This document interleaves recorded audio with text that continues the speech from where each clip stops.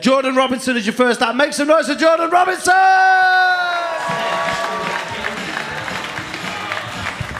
What's the fucking crack, Manchester? Yeah, I'm Jordan, and I come from Belfast. That never gets a fucking cheer, what the fuck?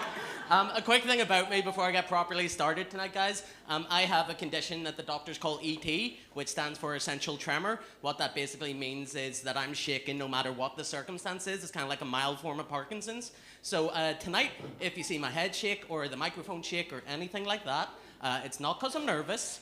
It's not because I'm a Michael J. Fox tribute act.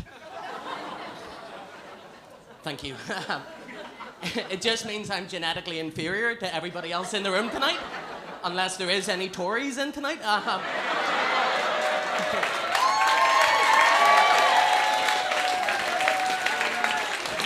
Yes, I'm very good at pandering. Yeah, and it means, like, if you guys are thinking about getting me a birthday present this year, don't get me Jenga. Because I already fucking have it. I mean, like, obviously, there's a lot of disadvantages to shaking all the time, but there are some advantages. Some of the disadvantages are, like, I can't tie my own shoelaces. And, like, if I was to hand someone a tin of Coke, it's like a live grenade. But there are some pros to the whole situation. Like, no matter what bar I work in, I will always be the most popular bartender. For the simple fact that if you order a single, you're getting a fucking triple. And every single toothbrush I own is a vibrating one. And the same goes with cock rings, I'm not gonna lie.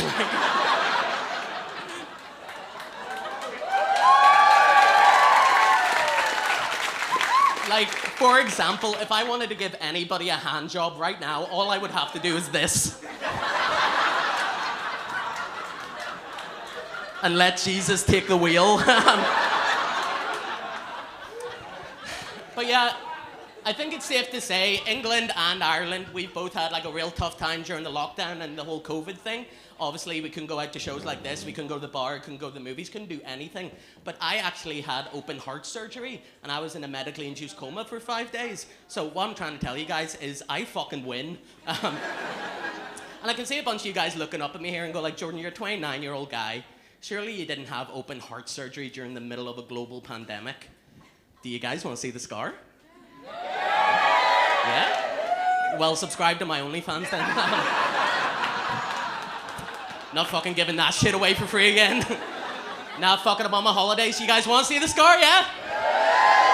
Fucking look at that. Just keep clapping or I'm taking the shirt off.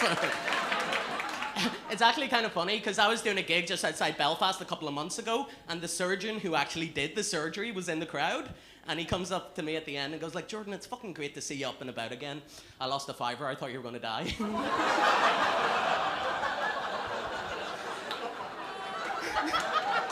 And he goes like, you know that part in your routine where you lift your shirt up and show everybody your scar? You might want to stop doing that. And I just assumed it was in case I get like an infection in the wound or something like that. He goes like, no, Jordan, it's just nobody wants to see your tits. Which was very hurtful. But no, the original reason why I had to get heart surgery was I was born with this thing called congenital heart disease, and I'm very surprised that the disease I have with genital in its name isn't herpes. But basically what that means is when I was born, half my heart was working too much and the other half wasn't working hard enough. You could probably equate it to like conservatives versus everybody else, but, and please note there guys, I didn't say which side was which, but we all fucking know. Anyway, so I had to do this thing called a tricuspid valve repair. And when they do that, they give you a couple of options. Number one, you can get like a mechanical valve. Or number two, you can get like an animal tissue valve. And that's the one I decided to go with. Because I thought it was really interesting that all the animal tissues were all donated by pigs. And to be honest with you, Manchester, that's the first time the police have done anything for me.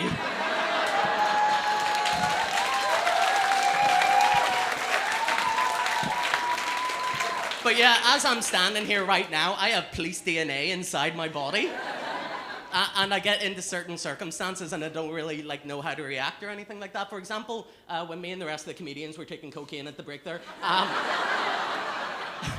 just felt like telling on them, like, you know what I do? And I did, none of them have come back. But yeah, no, I originally got started into doing stand-up comedy a couple of years ago, and it was originally because I didn't have the best relationship with my family. I mean, like, I haven't spoke to my dad in about 6 years. Hasn't helped the fact that he's been dead for 7.